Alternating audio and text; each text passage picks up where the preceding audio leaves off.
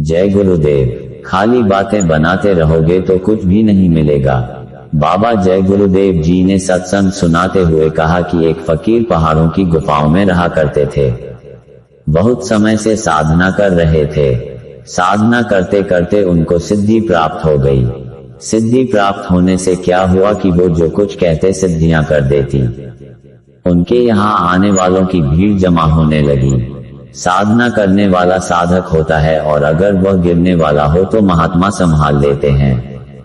संत मत के रास्ते में ये सिद्धियां विद्धियां कुछ नहीं। संत मत का साधन उल्टा है। जिधर से आए हो उधर उलट जाओ, अभी तो आप पीठ किए हुए हो। तुम इसी दुनिया में जकड़े हो, जरा सा इधर आप ठोकर मारो। इतनी चेतावनी के बाद भी तुम इसी में जकड़े हुए हो। सार तो तुम्हारे अंदर है, जब तक वहां नहीं जाओगे सार नहीं मिलेगा। एक महात्मा जी उस फकीर की तरफ से गुजरे। उन्होंने फकीर को समझाया कि क्यों अपनी कमाई खो रहे हो, आगे चलो। फकीर की बात समझ में आ गई और वो अपनी साधना में लग गए।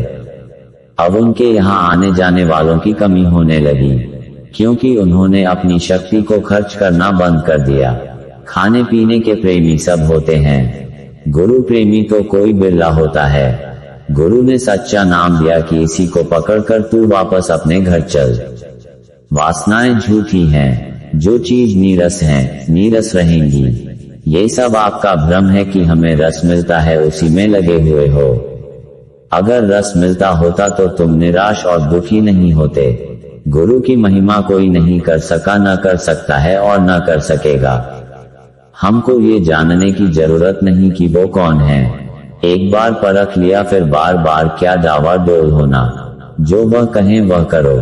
लेना देना पाप पुण्य का है। अगर कर्म नहीं है तो कोई कुछ नहीं कर सकता है। संत सबसे छोटे होते हैं, उनसे छोटा कोई हो भी नहीं सकता। जीवों को उठाना है कीचड़ में से तो झुकना तो पड़ेगा ही। अगर ऊंचे गेंदों पर बैठ गए तो जीवों को कैसे उठा सकते हो। स्वामी जी महाराज कहा करते थे कि अगर महात्मा चुप भी बैठ रहे तो कुछ न कुछ करते रहते हैं।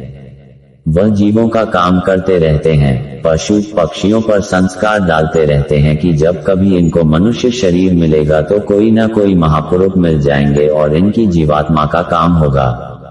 ऐसा मत समझो कि वो खाली बैठे रहते हैं। बहुत समय हो गया यहाँ रहते रहते जन्मते मरते, मन विकारों में उलझ गया। इसी के कारण तो जन्म और मरण हो रहा है। मन को जीतना है तो महात्माओं के पास जाओ, जो वह कहें वो करो। अपनी इच्छा से करोगे तो यह वश में नहीं होगा। बड़े बड़े ऋषि मुनि जंगल में तपस्या करते रहे पर यह वश में नहीं हुआ। निराधार है वह वश में नहीं होगा, उसको आधार चाहिए। एक आदमी मेरे पास आया और कहने लगा कि हमको नामदान दीजिए, हम भजन करेंगे। उसको नामदान दिया। 2-4 दिन भजन में बैठा, फिर मेरे पास आया और कहने लगा कि भजन किया पर मुझे कुछ नहीं हुआ। मैंने उससे कहा कि तेरी वजह से कुछ नहीं हुआ, उसमें मेरा क्या, करेगा तो होगा। वह बोला कि इसमें मेरी गलती है। मैंने कहा कि और भी कुछ है। मैंने उससे पूछा कि कभी कुछ गंदी चीजें खाई पी क्या। उसने कहा कि हम तो जन्म के शाकाहारी हैं। मैंने कहा कि अगर तू शाकाहारी होता तो भजन का असर तेरे ऊपर होता। इतने में एक दूसरा आदमी आया और उसी के सामने मुझसे कहने लगा कि महाराज जी मेरे देखते इसने सैकड़ों मुर्गी मुर्गे काटे हैं।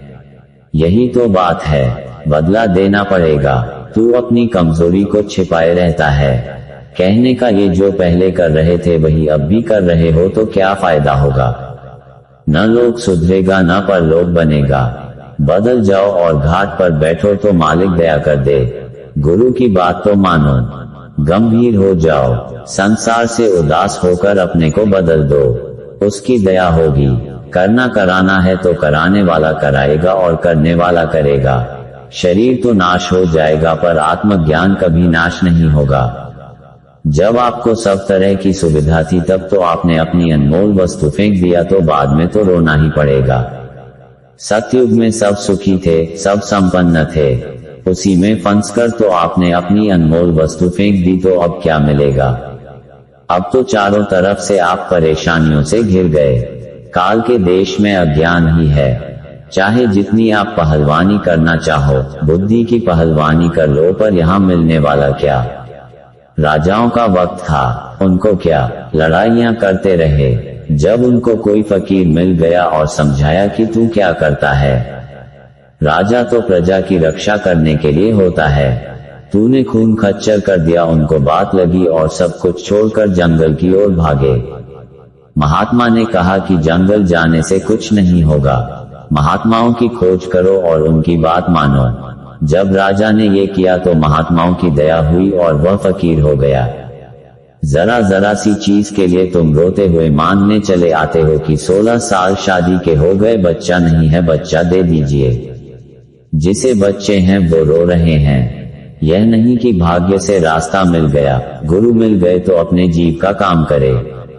गुरु के चरणों में बहुत लाइट है, उसको पकड़कर काल को हरा दो। वह कुछ नहीं कर सकता क्योंकि तुम्हारे सारे कर्मों को लाइट ने साफ कर दिया।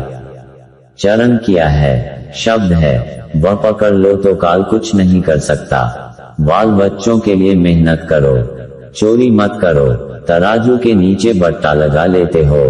एक बार मैं आटा लेने गया, उसने तोला और कहा कि देखो पूरा तौला है। मैंने तराजू पकड़कर उलट दिया और कहा कि यह क्या है? कहने का ये कि बनते हो ईमानदार पर चोरों के भी चोर हो। बहुत पैसे इकट्ठे किए पर हुआ क्या? कोई लूला हो गया, कोई लंगड़ा हो गया, कोई बात नहीं मानता। झगड़ा होता है और रोते हो। हमारे गुरु महाराज कहा करते थे कि विद्या दान सबसे अच्छी सेवा है। अब उसमें भी चोरी होने लगी, व्यापार हो गया। अब पहले की वो बात नहीं रह गई, न वह गुरु शिष्य का नाता रह गया। महात्माओं का बीज हमेशा रहेगा, आत्मा कल्याण वो करते रहेंगे। अगर आप कहो कि यह नहीं हो सकता तो ऐसा नहीं है, आत्मा कल्याण का काम चलता रहेगा। एक महात्मा जाएगा, दूसरा आएगा, इसका सिलसिला खत्म नहीं होगा। उसने रचना की है, इतने बड़े बड़े लोक बनाए हैं, तो वह कोई पागल थोड़े ही है। जब आप पहुंचोगे साधना करके तब आपको एक एक बात याद आएगी कि कितने समय पहले मैं यहाँ से गया और कैसे इस दुनिया में फंसा। इसलिए भजन करो, खाली बातें बनाते रहोगे तो कुछ नहीं होगा। मेहनत करो तो फल सामने आएगा, बनावटी मेहनत से कुछ नहीं होगा।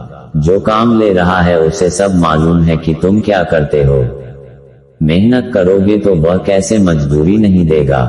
भजन में बैठो, अभी तुम लदे हुए हो, जब बैठने लगोगे तो धीरे धीरे खड़े होने लगोगे। जय गुरुदेव।